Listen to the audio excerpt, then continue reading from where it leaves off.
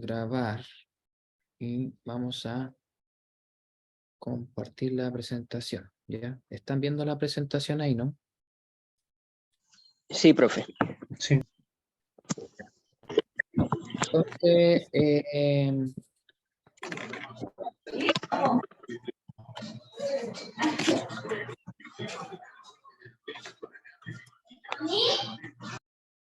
ya. Bueno, entonces, el día de ayer, quedamos en esta diapositiva, ¿no? Esta fue la última diapositiva que vimos, si no me equivoco. Y estuvimos hablando entonces de los electrodos de cuasi referencia, que pueden ser, como decía ahí, alambres de platino, plata, piscina de mercurio en este caso, y que tienen entonces esta diferencia de 10 a 20 milivoltios. ¿Ya? No es una diferencia importante, pero sí que hay que tener en cuenta al momento de hacer algunos cálculos. ¿De acuerdo? Entonces, ahora vamos a mirar el fenómeno en el cual el fenómeno, en cierto modo, que permite observar o entender ya esto de los potenciales, digamos, esta historia de la conductividad y todas estas cosas, ¿ya? Y básicamente vamos a mirar algunas cosas relacionadas con el movimiento de los iones en solución, ¿ya? Vamos a ver entonces los fenómenos de difusión y migración, ¿ya? Cuando le hablo de fenómenos de difusión y migración, ya tendrían ustedes que imaginarse que corresponde a un fenómeno básicamente de transporte, ¿ya? Y como fenómeno de transporte está asociado a la primera ley de Fick, la conocen, ¿no? Sí, hay una constante de difusividad Y con la constante de hay difusión de Fick, sí. ¿cierto? Ya les voy a mostrar la ecuación que seguramente la van a reconocer al momento que la vean, ¿ya? Pero básicamente es necesario entonces reconocer o considerar el movimiento de los electrolitos, específicamente de los iones que componen a los electrolitos y que están presentes en el cátodo y en el ánodo, ¿ya? Perdón, en el cátodo y el ánodo, ¿ya? Entonces, esto tiene relación con la movilidad de los iones, básicamente, ¿ya? Como dice acá,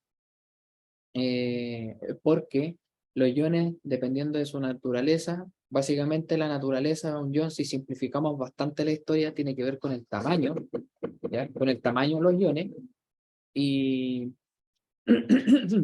y eso entonces, bueno, y otra cosa también, además del tamaño, es la carga, ¿ya? Si nosotros nos ponemos a pensar un ion de carga divalente, o es decir, dos más, o tres más, o uno más, ¿ya? Que presenten básicamente el mismo radio iónico, si los comparamos, su conductividad deberían ser diferentes, ¿ya? Obviamente también va a depender en cierto modo de, de cómo se llama, de la concentración. Pero es importante destacar, y de ahí entonces el hablar de la primera ley de Fick y entender esto como un fenómeno de transporte, es que existe una gradiente de concentración, ¿ya? Siempre los iones, hasta en biología sabemos que se mueven desde donde hay mayor concentración hacia donde hay menor concentración, ¿ya? De hecho, ese principio que yo les acabo de mencionar es el principio que usan las pilas de concentración, sistemas que son de tipo galvánico, la mayoría de ellos están concentradas en el electrolito o en el electrodo, que permiten, debido a la movilidad de los iones por efecto de una gradiente de concentración, ¿cómo se llama? La conducción eléctrica o electrónica, ¿ya? Que es el movimiento electrónico, que nosotros también lo conocemos como corriente eléctrica. Entonces, la difusión, ¿ya? Como fenómeno de estudio, se debe entonces a que hay una gradiente de concentración. Y si existe una gradiente de concentración, inmediatamente en nuestras cabezas ley de Fick, fenómeno de transporte. Y la migración entonces tiene relación con los efectos de campo eléctrico. Ya van a ser básicamente relacionados con repulsión o atracción electrostática, ya que generan un vector de movimiento o de fuerza, ¿cierto? Recuerden ustedes que el campo eléctrico es la fuerza dividido por la carga. Entonces, permite la movilidad, ¿cierto?, del ion. Estamos hablando de movilidad como concepto general. Recuerden que el movimiento de los iones se deben a estos dos fenómenos, a la difusión por un lado y a la migración por otro lado. ¿De acuerdo? De acuerdo, profe. Sí, profe. Perfecto. Entonces, como acá dice, la difusión ocurre para todas las especies, ¿ya? Mientras que la migración solo afecta a las especies cargadas, ¿ya? Y con carga efectiva. Y esto es debido a la presencia de dipolos, ¿ya? Que son especies que están compuestas por una parte negativa y positiva, o sea, negativa y positiva, si bien digo, o dipolos inducidos de algunas especies neutras por polarización de su densidad electrónica que es propia de la molécula, del sistema, y que entonces se deforma por la influencia de un campo eléctrico. Ya se lo vamos a ver enseguida. ¿De acuerdo? Esto, cuando ocurre, ¿ya? Se observa un pequeño efecto del campo eléctrico. Ahora, la difusión se describe mediante la primera ley de Fick. Aquí hay ¿cómo se llama? Un diagrama o un esquema que describe entonces este valor de J, que ya lo vamos a mencionar, que tiene que ver con el flujo de la especie, ¿ya? Aquí no estamos hablando todavía de carga, y de una distancia, ¿cierto? Denominada X, y en este caso eh, una concentración que en ambos casos, si se fijan, es diferente, ¿ya? En este caso, esta concentración corresponde a X y esta corresponde a X menos delta X. ¿Esto qué sería? Si esto lo tomo como un todo, esto sería la diferencia, ¿no?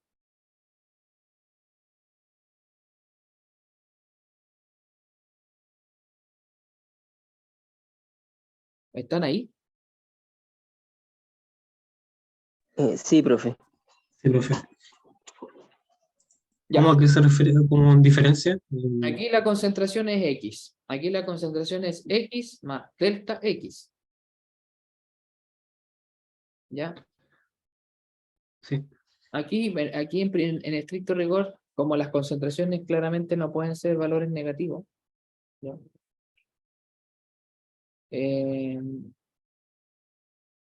Esta concentración en estricto rigor debería ser menor. Entonces, para efectos prácticos, esto que está aquí, que es X, este valor, menos la diferencia, o más la diferencia, que podría ser un valor más pequeño, corresponde a una concentración mayor que acá.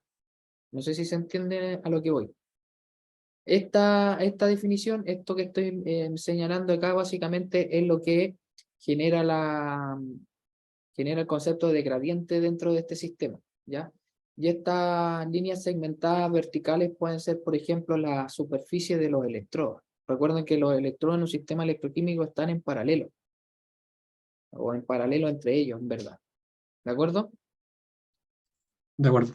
Entonces, aquí tienen la ecuación. Ya no sé si yo creo que ustedes ya la recordaron, la ecuación que describe, o una de las formas de la ecuación que describe la gradiente, en este caso de concentración en función de la dirección, o en este caso en función de una distancia, ¿ya?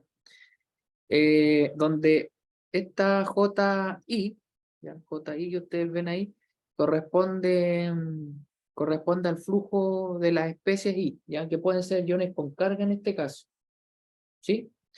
Luego tenemos la concentración, ¿ya? Donde les dije que X y X más delta X permiten que exista una gradiente, donde X y X más delta X claramente son diferentes, y por otra parte, X respecto de X más delta X va a ser menor.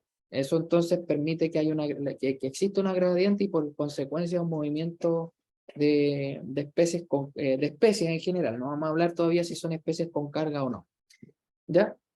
Entonces, la derivada parcial de la concentración respecto de la distancia en la gradiente, debido a que existe el flujo y este movimiento es, como decimos los físico-químicos, infinitesimal, ¿ya? Normalmente nosotros nos imaginamos el movimiento de una especie aislada, teniendo en cuenta que, no teniendo en cuenta si existen o no interacciones, no teniendo en cuenta si existen o no un universo de especies que pueden estar cargadas o no dentro de un sistema como este, que es un sistema hipotético, ¿ya? Entonces, este de I, como dice ahí, es un factor de proporcionalidad entre el flujo y la gradiente de concentración que se le conoce como el coeficiente de difusión, ¿ya? Que me dice a mí básicamente qué cosa. ¿Qué es lo que dice el coeficiente de difusión? Si entendemos esto como una forma de, o una parte de cómo se mueve el ion.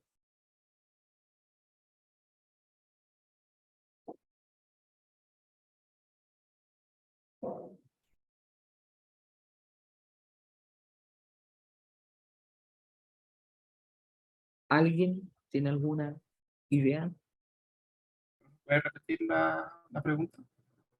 Este valor, ¿cierto? De I es un factor de proporción. ¿Qué significa que sea un factor de proporción? Que guarda o mantiene más o menos en condiciones ideales la relación que hay entre el flujo, esta especie, o este valor, y la gradiente. ¿Ya? Ya esto se le conoce como el coeficiente de difusión. Entonces, ¿qué cosa me está diciendo básicamente el coeficiente de difusión? ¿Ya? Esa es la pregunta.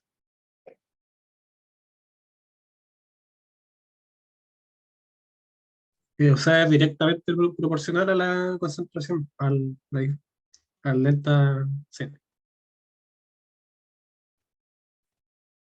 ¿Ya? Sí, me Está está, multiplicando, está multiplicando. claro, directamente me está diciendo que hay una relación directa entre la concentración e inversa frente a la distancia. En otras palabras, hay una relación directa entre la gradiente de concentración que, eh, que permite entonces decirme a mí, ¿cierto?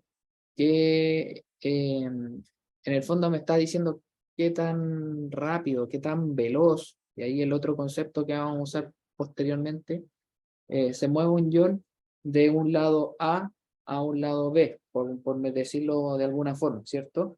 Ahora una cosa, esto es negativo, ¿cierto? Es importante saber que el signo negativo, en este caso, surge debido a que el flujo de las especies tiende a anular la gradiente de concentración, ¿ya? En otras palabras, lo que me están diciendo a mí es que esto básicamente puede ser igual a menos J sub I de I derivada de CI respecto de DX, ¿vale? Que inicialmente se había pensado de esa forma, ¿ya? Entonces el signo es para evitar que exista una anulación en este caso, ¿de acuerdo? Ahora, si nosotros estamos en presencia de un campo eléctrico, ¿ya? De fuerza de fuerza tipo E, como lo que tenemos acá, ¿ya? Que es la derivada del potencial, en este caso respecto de la posición, nosotros reemplazando, ¿ya? Teniendo en cuenta eh, a lo que corresponde, ¿ya? Nosotros podríamos llegar a esta expresión, ¿ya? En este caso, el segundo término, es decir, esto que está acá, representa la migración. Entonces tenemos difusión y migración que dan origen a el flujo eléctrico o el flujo de la especie, ¿ya?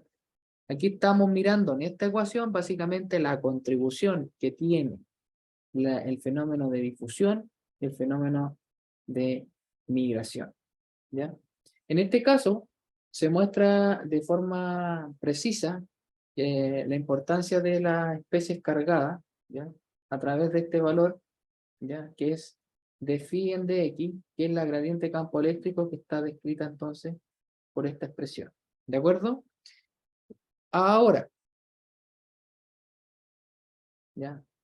Nosotros vimos que en el dibujo anterior, esto se mueve de un lado a otro, en dirección de X, ¿cierto? Sí, unidimensional hasta el momento. Porque el Claro, aquí campo estamos eléctrico suponiendo, exactamente, estamos suponiendo un modelo unidimensional en una sola dirección. O sea, en estricto rigor no es así, y de hecho, si nosotros tuviéramos que verlo como debería ser en realidad, debiésemos ver la contribución de X, la contribución de Y y la contribución de Z, ¿ya? Porque el espacio, ustedes saben que es tridimensional. Y ahí lo que se hace entonces son derivadas en varias variables, digamos, cuáles se ven afectadas por X, por Y y por Z respectivamente. ¿Ya? Entonces, así como existe esta gradiente que va en una dirección, ¿cierto? Que va, por ejemplo, de este punto a este punto, tenemos las fuerzas eléctricas naturales que existen de forma opuesta a esta gradiente o a la dirección de X, donde tenemos la fuerza de fricción, ¿ya? Que es el roce, que va a depender del tamaño del ion, ¿cierto? Por otro lado, existe un efecto asimétrico, ¿ya? Esto es debido a que los iones en movimiento, ¿cierto? Se distorsiona la atmósfera iónica, es decir, a su alrededor, de tal forma que se comprime frente al ion en dirección al movimiento que hay detrás de él. O sea, lo que se observa, por ejemplo, en la figura B, ¿ya? Donde tenemos la aplicación de un campo eléctrico, y después tenemos el otro fenómeno que es el efecto electroforético, ¿ya? Entonces, este describe el movimiento de los iones que provoca el movimiento de las moléculas de solvente social. Básicamente, lo que describe eh, fenómenos como la solvatación, ¿ya? Esto resulta, como dice ahí, de un flujo neto de moléculas de solvente en dirección contraria al ion considerado, ¿ya?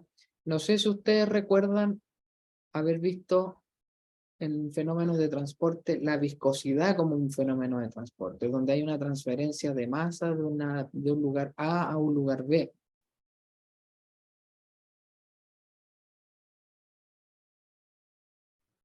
Sí, profe, algo me pasaron en pregrado respecto a eso. Ya, a ver, igual algo sí, sí, considera vamos a hacer vamos a mirar una diapositiva, así rápidamente, una diapositiva que yo tengo donde describo ese fenómeno, ¿ya? Denme un segundo, la vamos a abrir inmediatamente.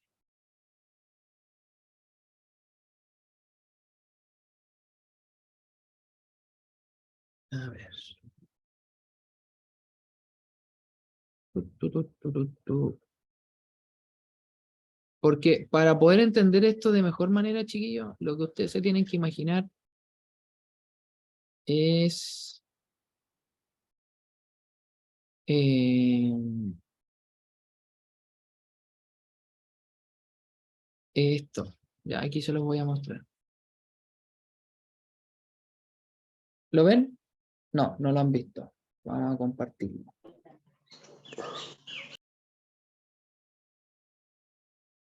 Ya, ahí lo están viendo. sí. Ya. Entonces, aquí hay un método por el cual se mide la viscosidad del líquido que tiene que ver con el método de la esfera descendente. Entonces, primera cosa, si yo me imagino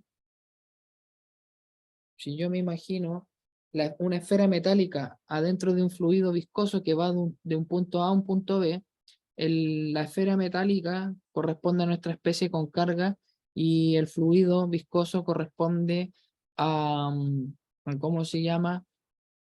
Al fluido que opone resistencia a esta carga. En otras palabras, la que genera el roce. ¿De acuerdo? De acuerdo. Ya. Sí, profe. Aquí está explicado el fenómeno, o sea, el fenómeno para medir la viscosidad a través del método de la esfera descendente, ¿ya? Entonces hay varias fuerzas que están involucradas. Una de ellas es la fuerza de roce y la otra es la fuerza de gravedad, ¿ya? Entonces, si miramos el líquido, ¿ya? Que está en contacto en la esfera, acuérdense que para hacer la analogía, la esfera es la especie que puede estar cargada o no, y por otra parte, está el fluido viscoso, que viene a ser entonces el solvente de la disolución, ¿ya? Entonces, la fuerza de roce, en este caso, ¿ya? Que va opuesta a la caída, en este caso, de la esfera, está descrita por la ecuación de Stokes, que tiene que ver con, o que tiene relación con esta formulita que está acá, ¿ya? Donde esta letra eta es la viscosidad del líquido, R es el radio de la esfera y B es la velocidad de desplazamiento de la esfera del líquido. Como el modelo es un modelo esférico, porque estamos trabajando sobre una esfera, se trabaja con la constante pi. Después tenemos también la fuerza de gravedad, que está escrita, ustedes ya lo saben esto, m por g, ¿cierto? Si m lo reemplazamos en función de la densidad de la esfera, nos va a quedar el volumen por el volumen por la densidad, y el volumen de la esfera está dado por esta fórmula. Ustedes saben que 4 tercios pi r cubo es la densidad, o sea, perdón, L es el volumen de una esfera. ¿De acuerdo? Y entonces, aquí hay un principio que ustedes deben conocer seguramente, que corresponde al principio de Arquímedes, ¿ya? Que tiene que ver con el volumen desplazado de un objeto al interior de un fluido, ¿ya? Donde existe esta fuerza, que es la fuerza de empuje, ¿ya? Entonces, esta fuerza de empuje, ¿ya?, está descrita por esta otra fórmula que está. ¿Ya? Si se fijan, aquí está el desglose de ambas fórmulas. Ahora, debido al efecto descendente de la esfera, que se mueve a velocidad constante en un fluido viscoso, las fuerzas podrían o no estar equilibradas, y al estar equilibradas pasa o ocurre esto, que la fuerza de gravedad va a ser igual a la fuerza de empuje más la fuerza de roce, ya donde está este desglose. Ahora, ¿por qué les estoy mostrando todo esto? ¿Ya? Quiero que se imaginen lo siguiente, quiero que observen lo que les voy a compartir, yo lo voy a dibujar, ¿cierto? En una pizarra que voy a compartirles a continuación. ¿Ya? Denme solo un minuto.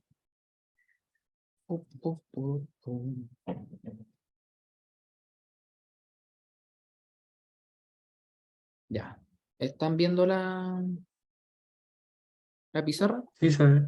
Ya. Sí, profe. Entonces, acá, por ejemplo, nosotros vamos a suponer el tubo, ¿ya?, con el fluido en su interior y la esfera.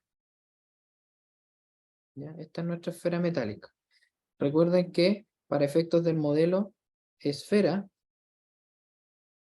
va a ser igual a ¿qué cosa?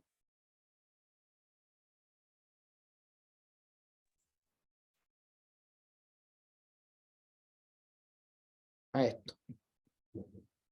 ¿Ya? Cuando yo refiero a una especie en disolución, puede ser una molécula de solvente, como puede ser también ¿cómo se llama?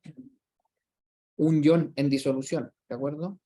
Entonces resulta que, como les había descrito, en el método, o en el fenómeno este de la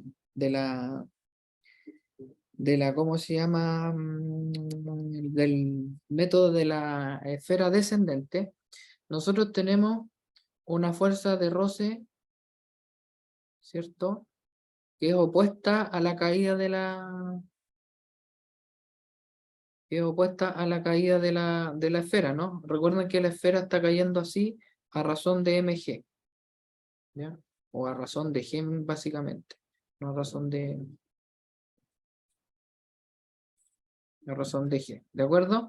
Entonces, esta fuerza de roce, ¿ya?, hace que el fluido, esto seguramente los ingenieros lo deben cachar porque ya lo tienen que haber visto. Ustedes seguramente vieron la ley de Stokes cuando vieron tipos de flujo y vieron flujo laminar y turbulento, me imagino, ¿no? ¿Se acuerdan de eso? Sí, sí, Sí, sale tal el reino. El reino y todo eso, sí. Y claro, que son modelos que describen el tipo de flujo en función de la velocidad, ¿cierto? Y esto se va moviendo más o menos como esta historia, ¿ya? Esto que yo estoy dibujando es la oposición que ofrece el flujo viscoso que está al interior del tubo, ¿cierto? A la resistencia que tiene de fluir la esfera, ¿cierto? Y luego, vamos a poner otro color, tenemos entonces una fuerza, no sé si dibujarla del mismo largo, vamos a dibujarla así, la fuerza de empuje, ¿cierto? Que hace entonces que la esfera descienda. Por eso es que se describe en la diapo que yo les mostré hace un rato atrás, que la fuerza de gravedad va a ser entonces la suma de las fuerzas de roce y de empuje, ¿ya? El empuje está dado por la propia masa de la esfera metálica, ¿cierto? Que está siendo influenciada por la fuerza de gravedad. Ahora, si la esfera no se mueve, ustedes saben por las leyes de Newton que hay un sistema en equilibrio y que la sumatoria de las fuerzas es cero. En otras palabras, la fuerza de empuje es igual a la fuerza de roce, ¿cierto? Acá esta se mueve porque la fuerza de empuje claramente es mayor a la de roce. Y ocurre este fenómeno de oposición. Esto que yo acabo de dibujar con las flechitas rojas que estoy marcando ahora con X negra, ¿ya? Ese mismo fenómeno, si ustedes lo entienden así de forma macroscópica en esto, es lo que ocurre con las especies cargadas dentro de una disolución, ¿ya? Recuerden ustedes que nosotros estamos estudiando ahora fenómenos que ocurren en disolución, ¿de acuerdo? ¿Les De queda más acuerdo, profe. claro de esa forma?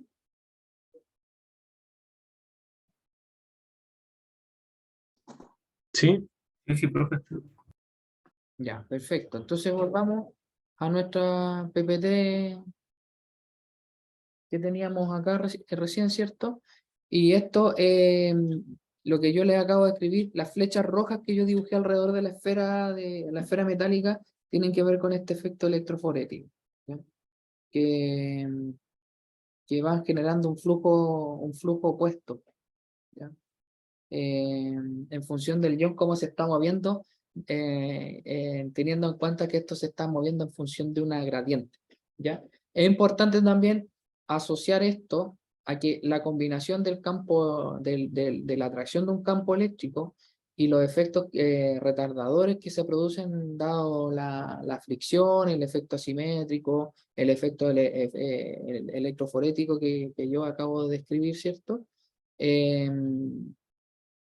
Conduce a una velocidad máxima para cada ion. Todos estos fenómenos entonces provocan que distintos iones, o iones de diferentes naturalezas, por ejemplo, de cargas distintas, ¿ya?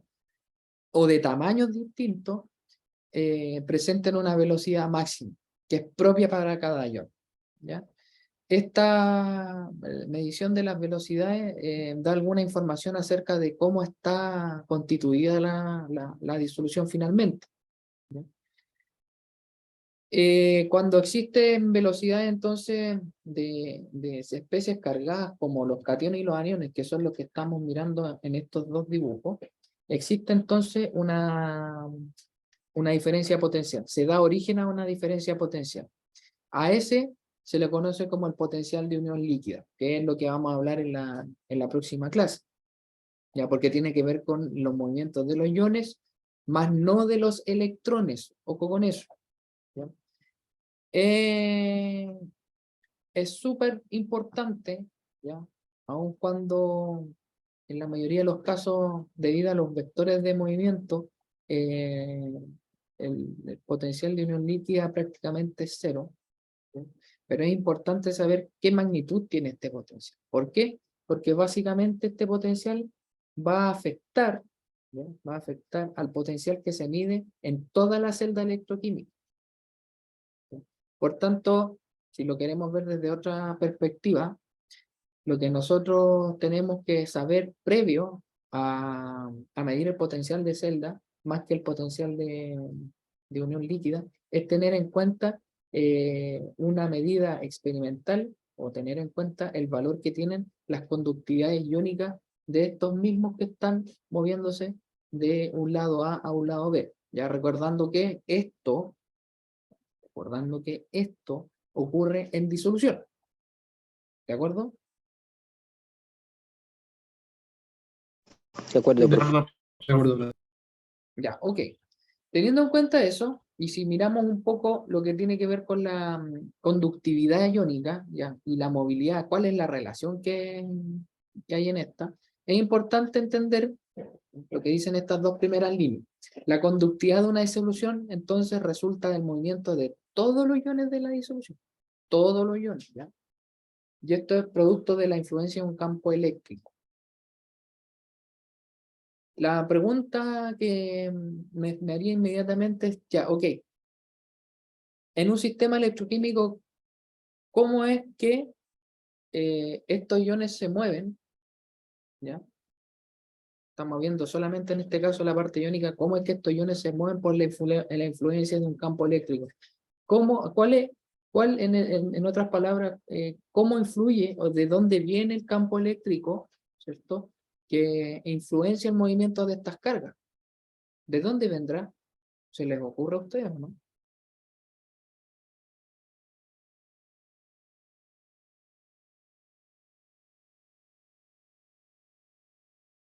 el campo que se genera entre los electrodos, profe, o sea, a partir de una corriente eléctrica externa.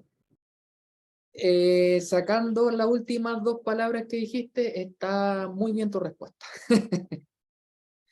Campo eléctrico, Ya, corriente externa, no. Estamos pensando en un sistema galvánico que produce su propia corriente eléctrica a partir de una reacción química, ¿ya? Esto aquí lo que estamos haciendo, ya lo vimos de modo muy general, pero lo que estamos haciendo ahora es hilar un poco más fino, ¿sí? Y esto nos permite a nosotros establecer algunas relaciones desde la física, porque esto que estamos mirando aquí es pura física, con el sistema que para nosotros es una reacción que produce movimiento de electrones, es decir, una reacción electroquímica, ¿cierto? Entonces, desde esa perspectiva, ¿ya? Desde esa perspectiva, nosotros deberíamos mirar ahora, ok, si los iones se mueven porque existe una conductividad, la pregunta es ¿de dónde viene ese campo? Y la respuesta, claro, es la superficie del electrodo, ¿ya? Asociado al contacto que es el alambre. Yo no sé si ustedes lo vieron en electrostática en física, pero el campo eléctrico siempre muestran tres ejemplos. Cómo se calcula en una esfera, cómo se calcula en una superficie y cómo se calcula en un cilindro. ¿Sí o no? Sí, claro, Sí, con sí, la ley profe. de Gauss. Perdón, La ley de Gauss. exactamente. Ahí uno. Exactamente. Y uno estudia lo que se llama la sección transversal. ¿Se acuerdan de eso? Sí, claro, Sí. por alambres, por superficie. Claro, Cantidad de carga por unidad claro, por unidad de área. ya. O si es un alambre. Exactamente. La densidad del alambre, la conductividad y todo esa historia. Ahora, yo no de forma aislada ni a propósito les dije estas tres modelos, la esfera, la superficie y el cilindro. Si nosotros nos ponemos a pensar en un sistema electroquímico, ¿cuál es la esfera? Los iones. ¿Los iones o los electrones que se están moviendo? Porque recuerden ustedes que estos son modelos para describir el comportamiento del campo eléctrico, no del campo iónico. ¿Ok? Ok, profe. Entonces serían electrones, pero los electrones no Sí, tienen de esa forma esférica. no, pero uno idealiza, a ver, lo importante es que aquí hay que entender una cosa. Cuando nosotros trabajamos sobre estos modelos de estudio, todos los modelos, si ustedes se fijan, están asociados al radio, a la constante pi, todo lo demás. ¿Por qué? Porque asume que el modelo es esférico, como una partícula. ¿De acuerdo? Porque si nos ponemos a cuestionar la forma de los electrones, todas estas fórmulas están malas. ¿o no? Sí. Sí, pues. Entonces, Pero la esfera sería como la más, o, si me pongo a pensar en figuras, sería como la más distribuida. la más, O sea, sí, sería como la, uniforme y la claro, más perfecta, por decirlo de alguna forma. Entonces se asume un modelo esférico para poder entender, en cierto modo, el mecanismo por el cual se mueven estos iones. ¿Ya? Entonces, como les decía, no porque sí les dije estos tres modelos, esfera, cilindro y superficie. Porque resulta que esfera, cilindro y superficie, estos tres modelos los tenemos en un sistema electroquímico. La esfera, si asumimos un modelo esférico de carga, viene dada por el electrón que se mueve, ¿cierto? Por otra parte, tenemos la superficie que vendría siendo la superficie del electrodo, ¿o no? Sí. Y finalmente, el cilindro que está dado por el contacto, que es el alambre que va a nuestra fuente de medición, o no sé, al potenciómetro, al voltímetro, al tester, a lo que ustedes quieran. ¿Sí o no? sí, sí, ¿Les Sí, hace, profe. les hace sentido eso? Claro, sí. sí, claro. Ya, ok. Teniendo en cuenta eso, ya, que por favor ustedes ¿cómo se llama? No lo pierdan de vista para poder entender lo que vamos a hacer a continuación, ¿ya? Si consideramos un ion de forma aislada, sin tener en cuenta lo primero, sin tener en cuenta que es el movimiento de todos los iones, recuerden ustedes que en una disolución no solamente tenemos un ion aislado, sino que tenemos aniones, cationes, moléculas de solventes, dipolos inducidos, producto de los iones presentes en disolución, etcétera, etcétera, etcétera, etcétera, ¿cierto? Vamos a tomar entonces, para poder entender cómo funciona esto, un ion aislado. Da lo mismo si es positivo o negativo, en este caso, lo que importa es que vamos a entender cómo es que se mueve dentro de un medio, ¿ya? Entonces, el campo eléctrico va a estar dado por esto que ustedes ven acá, ¿ya?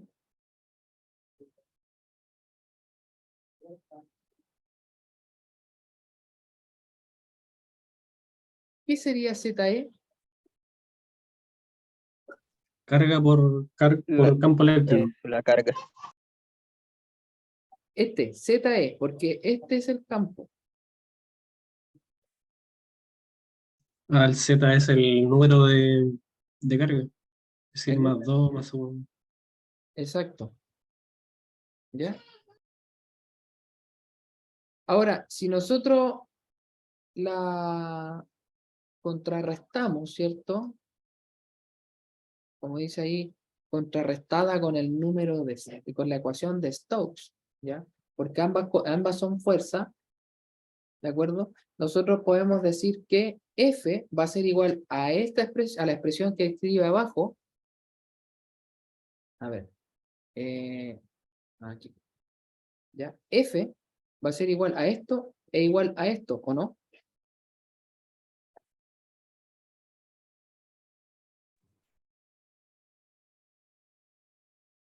Sí, ahí la igualó y despejó esa es la velocidad. Uy, Exactamente. Si nosotros igualamos, por eso dice contrarrestada, igualamos esto diciendo que f es igual a esto, y despejamos esta v torcida, ¿ya? Nos queda esto que está acá, ¿ya?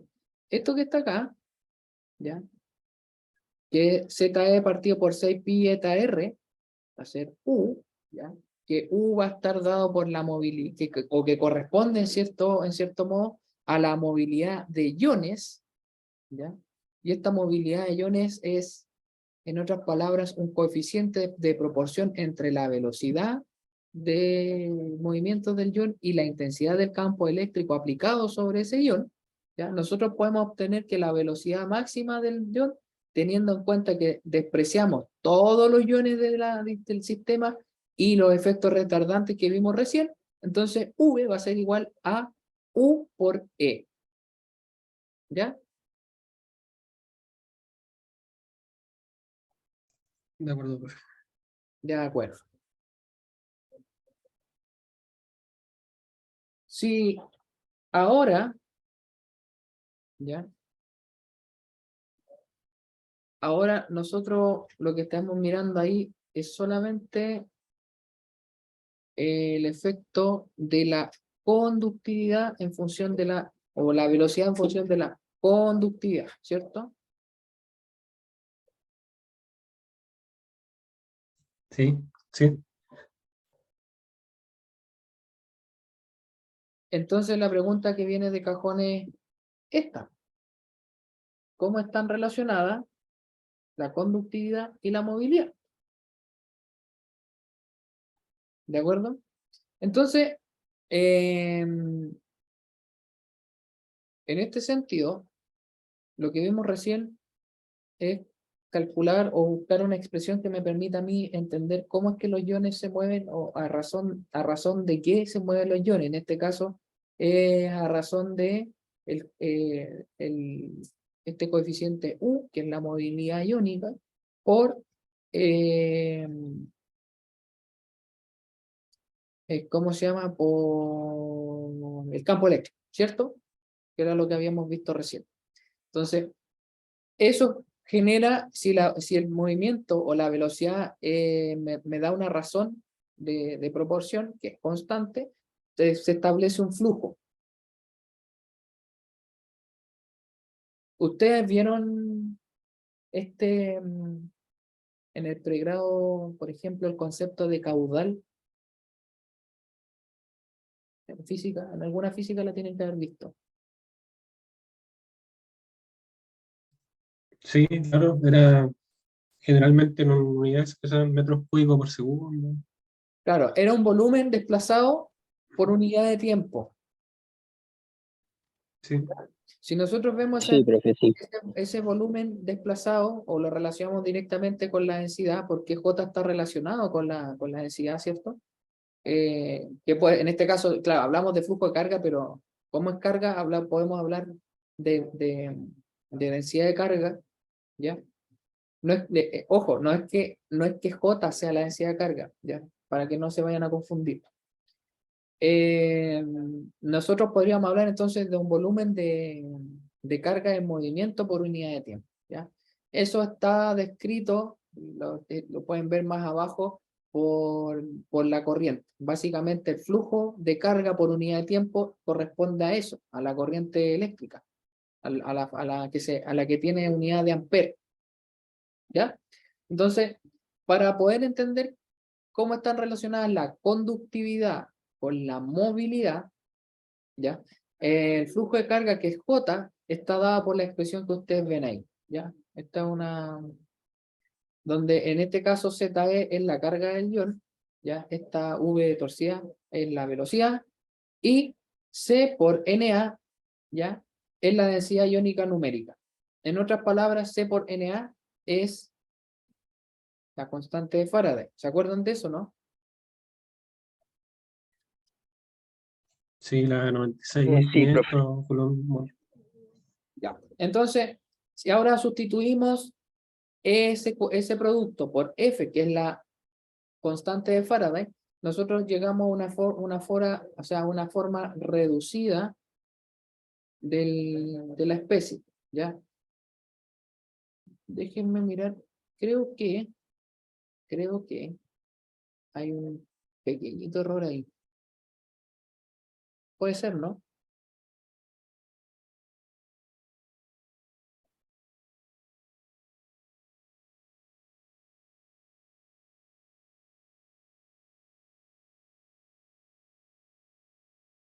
No, está bien. Estoy tomando el E en este caso, ¿ya? El E por Na que tiene que ver con los electrones. Un mol de electrones, aquí lo dice, ¿ya? Por eso me queda Z, V, C y la constante de Faraday. Ahora, como V, ya lo sabemos, es la movilidad, que es U, por el campo eléctrico E, entonces podemos expresar esta ecuación así, ¿ya? J igual a Z por C por U por F y E. ¿Ya? Aquí lo único que estamos haciendo es ir reemplazando una variable por otra. ¿Por qué? Porque lo que yo quiero entender es cómo está relacionado, ¿cierto? la capacidad de entregar carga con la velocidad con la que se mueve una especie con carga. ¿Se entiende, no? Correcto, profe. Sí. ¿Ya?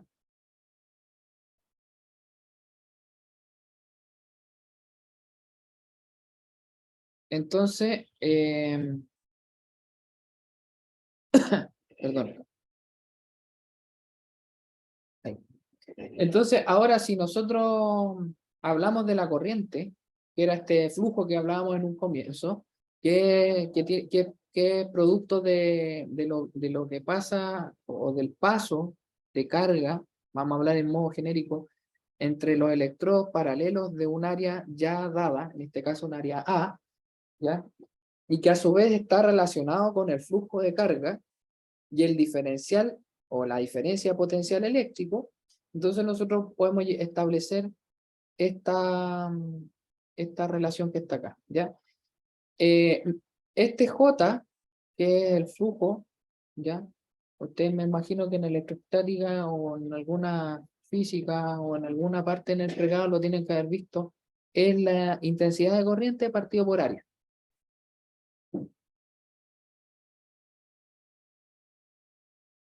¿Sí? Sí, sí. Ya. Si nosotros desmenuzamos un poco la fórmula, esto va a ser igual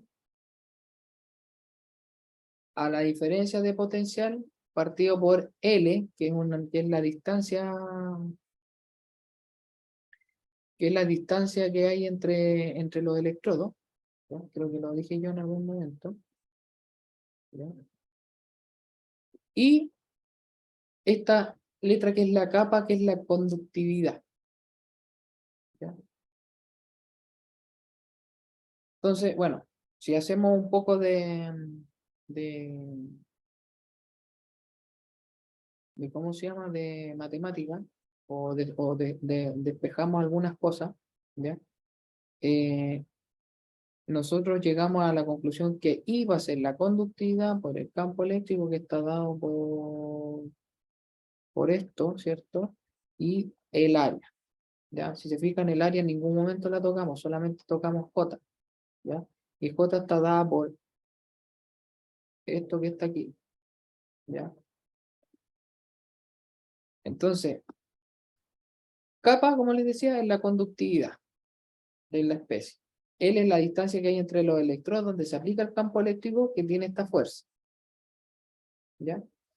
Entonces, si miramos eso, ya con la fórmula que vimos recién, ya que es esta que está aquí, podemos concluir que si combinamos esta con esta, donde sabemos que J vale eso, ¿cierto? Acá y reemplazamos, nos queda que la conductividad, ¿ya?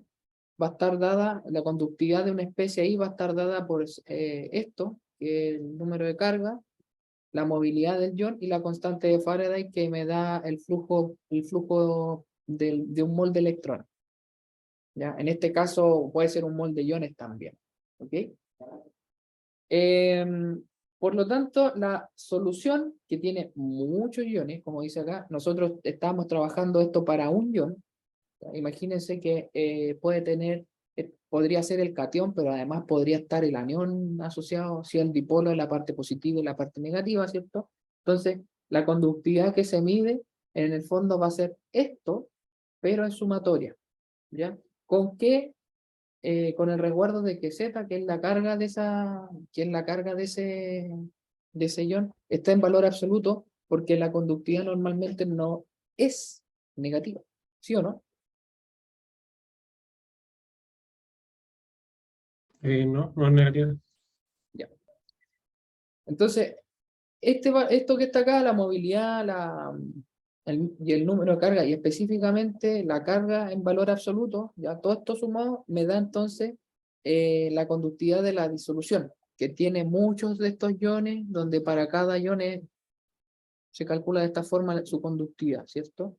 Entonces, en otras palabras, lo que estoy mirando es la conductividad total, ¿o no? Sí, la conductividad de la solución. Claro, que es la total, porque es la sumatoria de todas las conductividades de los iones o de las especies cargadas que están presentes en una disolución. ¿Ok?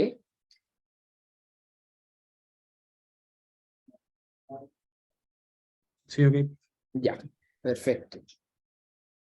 Adicionalmente, nosotros podemos determinar la conductividad molar de un ion. ¿Ya? De un ion, ojo, que es esta lambda sub i, que va a estar dada entonces por la conductividad por la concentración. ¿Ya? Y esto es igual a la carga por la movilidad del ion por la constante de Fahrenheit. ¿Ya? Y también podríamos eventualmente calcular la conductividad molar del electrolito, que va a ser igual a la sumatoria de todas las conductividades molares del ion. ¿Ya? Ahora, ¿qué es lo que estamos haciendo? Ya habíamos desmenuzado la disolución, la estábamos viendo parte por parte, ¿cierto? Habíamos visto una especie cargada aislada que podía ser el catión o el anión, y ahora estamos juntando todo este desmenuzado que hicimos y lo volvemos a armar, ¿ya? Entonces, cuando nosotros, por ejemplo, vamos y tenemos un sensor de conductividad y medimos entonces la conductividad, en primera instancia medimos la conductividad total del sistema. Y por otro lado, cuando medimos la conductividad de una especie, por ejemplo, una salmuera, ¿ya? Lo que medimos es la conductividad en función de la concentración, pero no de la especie cargada, sino que de la especie que se disocia y forma iones en disolución, que en este caso es la definición de electrolito. ¿Se entiende? Sí, sí, bro. Sí, profe, se entiende. Ya, perfecto. Entonces, como podemos ver aquí, como dice ahí la diapositiva más abajo, ustedes pueden seguir, ¿ya? La medición de una solución electrolítica, estamos hablando entonces del electrolito en sí, no es selectiva en especie, o sea, se mide todo, básicamente. En este caso, si yo quisiera medir, por ejemplo, la conductividad iónica de cada especie con carga en una disolución, ¿ya? Solo es posible si se puede conocer la conductividad de un ion. Si es posible determinarla experimentalmente, entonces yo puedo calcular la conductividad iónica de esa especie. ¿Ya? Y esto ocurre solo en el caso de que una solución salina tenga simplemente un catión y un anión. ¿Ya? Porque si tengo uno por defecto puedo obtener la otra. ¿Ya? Ahora, el problema está en cuando hay muchos iones, porque como dice ahí, medir su conductividad para cada especie en la mezcla va a ser más difícil. ¿Ya? Y por otra parte, como yo ya lo había dicho en un comienzo, las conductividades van a variar en función de la composición y la concentración. ¿Ya? Composición entiéndase como la naturaleza del catión y el anión presente. ¿De acuerdo? De acuerdo. Ok, De profe. acuerdo, profe. Ahora, si nosotros tenemos en cuenta la influencia del campo eléctrico, ¿ya? Y nos ponemos en esta situación que yo les estoy mostrando acá en la diapositiva, si el campo eléctrico es un campo de alta intensidad, estamos hablando, por ejemplo, del orden, como dice ahí, de 100 kilovoltios por centímetro a la menos 1. Entonces, la conductividad va a aumentar la intensidad del campo. ¿Ya? Porque va a haber un flujo de electrones alto y por lo tanto va a haber un movimiento de iones más alto aún. ¿Se entiende?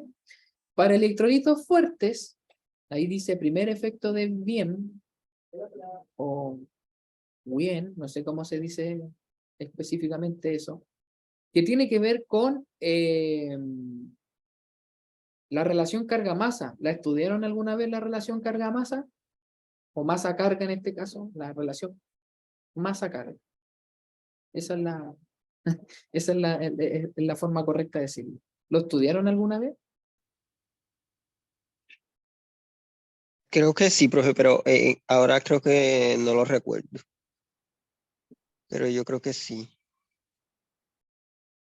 Yo por mi parte, profe, no recuerdo si me lo pasaron. Ya, bueno, como lo dice su nombre, en otras palabras, es la relación de masa, ¿ya? De un objeto con su carga que es en el fondo un cociente entre estas dos variables, ¿ya? Y también se usa para estudiar objetos cargados como modelo esférico, ¿ya? Y, por ejemplo, se usa como concepto para poder entender cómo es que se ve afectada una partícula cargada, ¿cierto? Frente a campos magnéticos, ¿ya? ¿Cómo se llama? Están asociados, por ejemplo, a la ley de fuerza de Lorentz. No sé si se acuerdan de eso,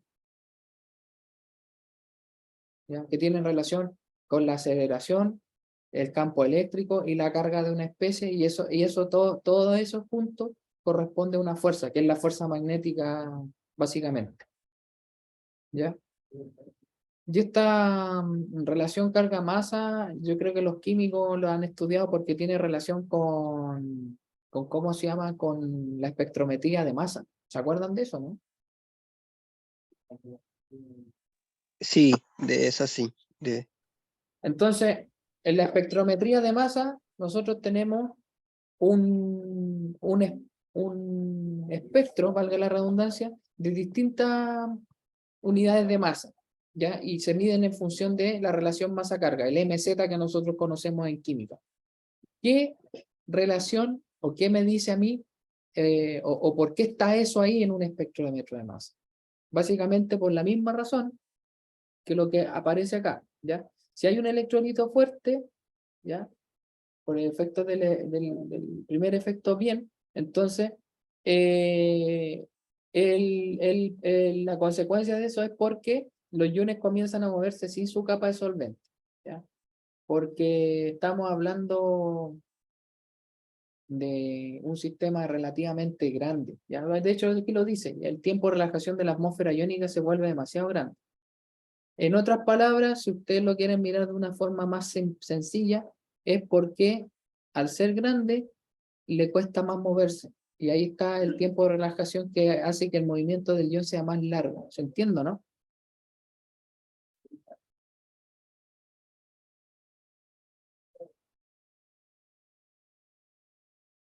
Profe, quiero ver el tiempo de relajación.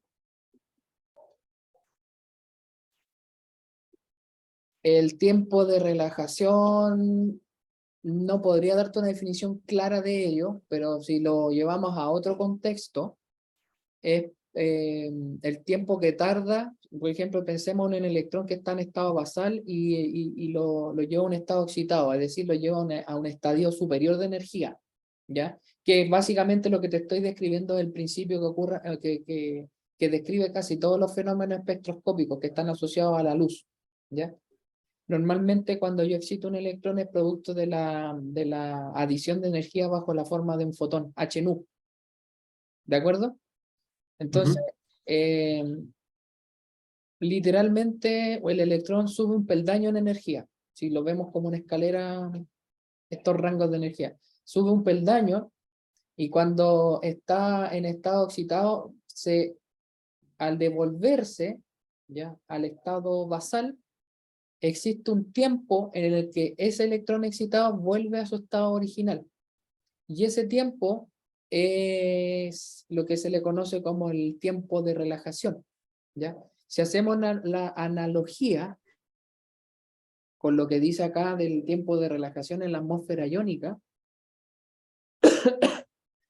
tiene que ver con lo que yo tardo en mover, ¿cierto?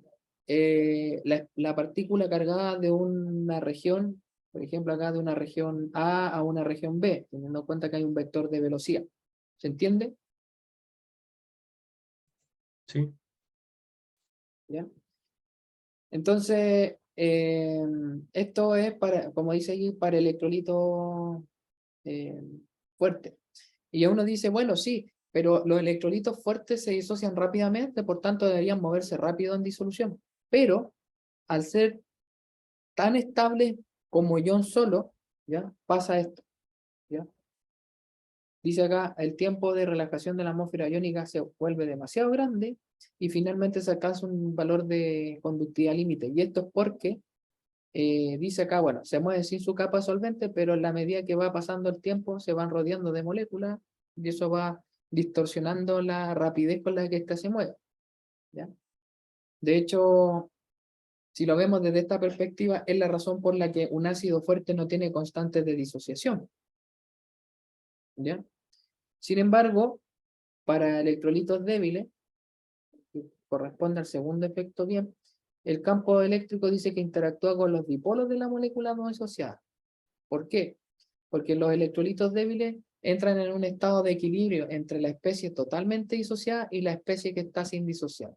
En otras palabras, hay contribución de especies con carga y contribución de dipolos. ¿Ok?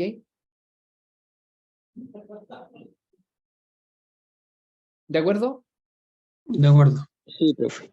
Ok. Entonces, para poder entender un poco cuál es la relación entre la movilidad, que ya aquí en cierto modo lo tenemos más o menos entendido, y la difusión de una especie con carga, tenemos que hacer algunas consideraciones, ¿ya? La primera es que, debido a que surge una gradiente de concentración, que puede ser descrita también como una gradiente de potencial químico, ¿ya? Entonces nosotros sabemos que para un soluto que está lo suficientemente diluido, puede ser un soluto I, la ecuación es esta que ustedes la conocen, básicamente. ¿Ya? Ahora, si nosotros tomamos esta ecuación y la derivamos respecto de la distancia, hacemos un diferencial, ¿cierto? Vamos a obtener la expresión que está aquí abajo. ¿Ya? Ustedes pueden, si están tomando apuntes, después pueden, si quieren, hacerlo en un cuaderno o en una hoja para hacer la demostración. Yo aquí estoy mostrándoles paso a paso, teniendo en cuenta las dificultades, obviamente, que tiene el hacer clases online. Podría yo estar con ustedes presencial y hacerlo en la pizarra, pero se lo estoy mostrando aquí de forma más genérica, ¿de acuerdo?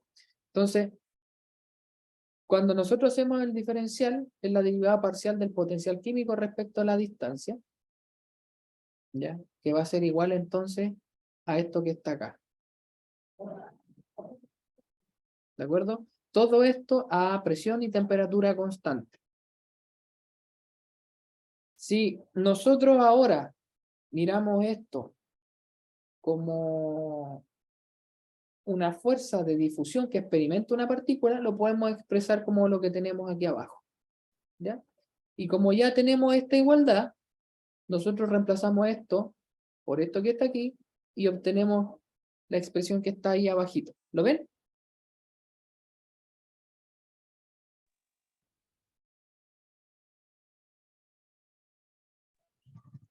Sí, profe.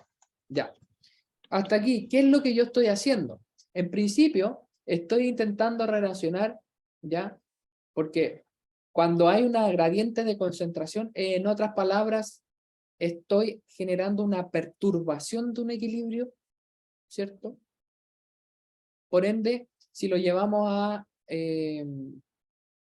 potencial químico, hay una condición que no se cumple, ¿ya? Y la condición que no se cumple, nosotros la vimos al principio de este curso. No sé si ustedes se acuerdan.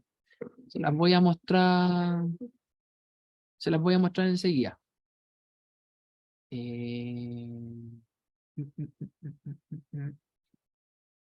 Esta. O esta que está aquí abajo. ¿Se acuerdan?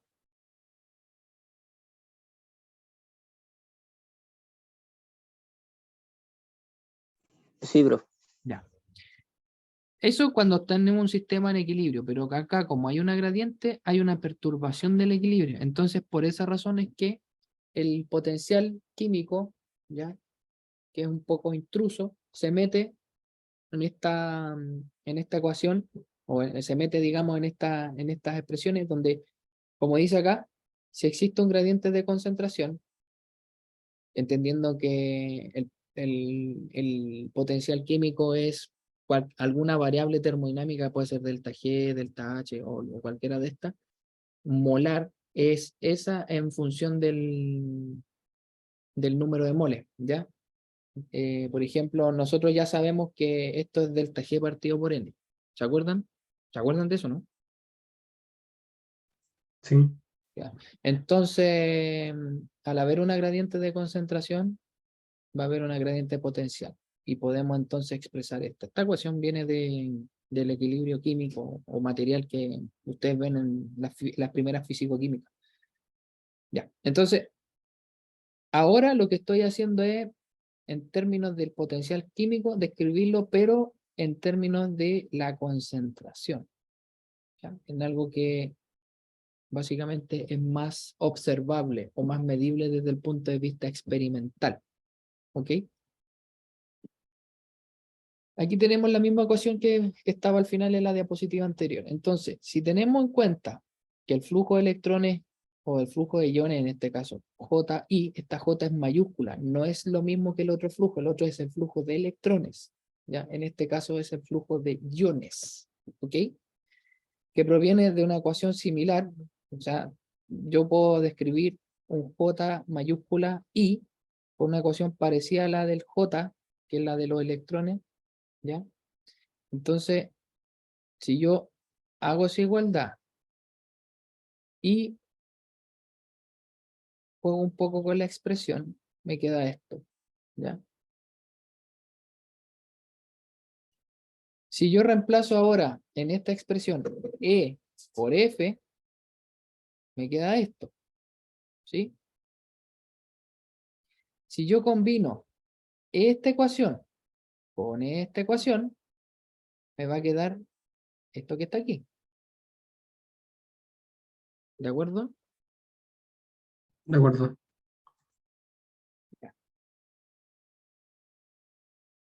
Si yo ahora, creo que, denme un minuto,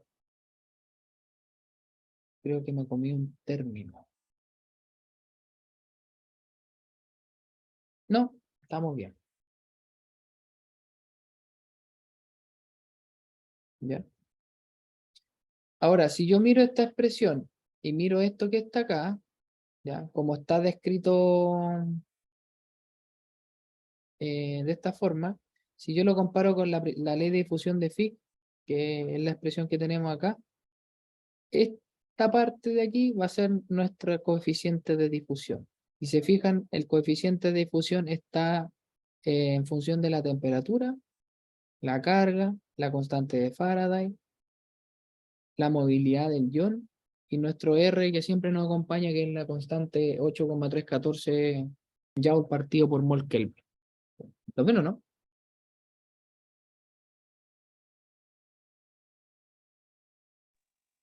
Sí, claro, eso sería D, porque la otra es la derivada parcial de la concentración con respecto a la Exactamente. X, sí.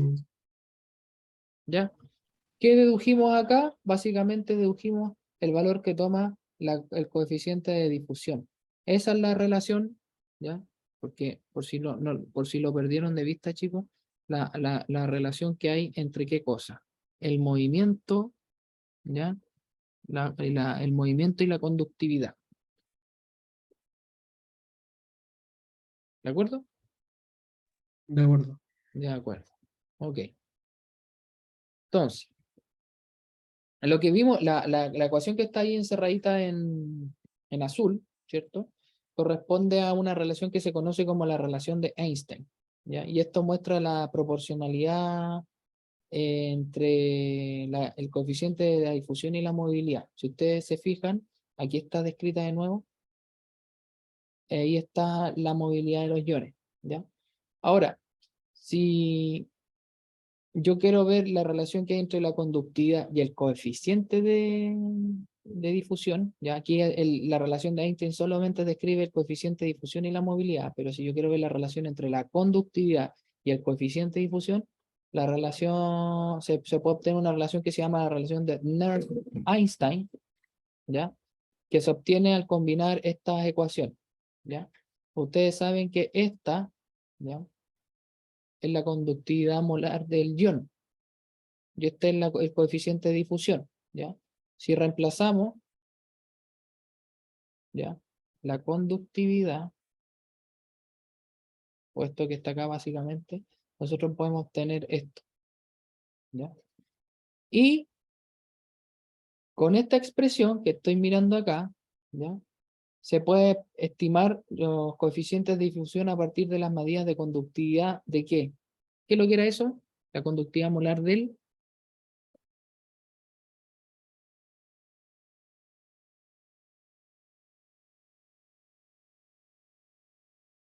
¿De qué, O chiquillo? sea, de un guión de la solución, Del ion en la disolución, ¿ya? en la disolución. Sí, que no se les olvide eso. Aquí está, ¿ya? La conductividad molar de un ion en una disolución está dado por esto. Y nosotros sabemos que esto es igual a esto, ¿ya? De ahí viene esta igualdad que muestro yo en esta diapositiva.